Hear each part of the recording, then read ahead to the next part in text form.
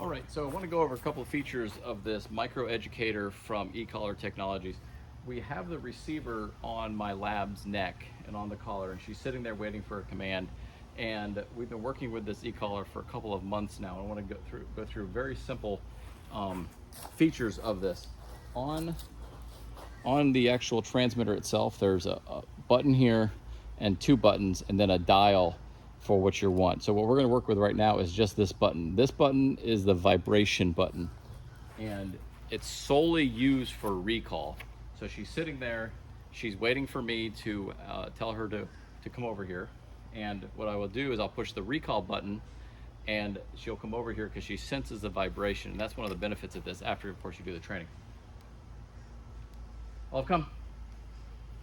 Girl. And then we'll have her sit. Very good. And then we'll give her a little reward. So let's see if I can do that on camera here a little better. Hey. Very good. So again, I'm going to just push the vibration button, which is kind of the top left if you're holding it in your left hand. Okay? Hey, Olive, come. Come. Good girl, good girl, good girl, good girl. Sit. And when she completes the sit, I take my finger off the vibration button because that tells her that she has completed the particular task.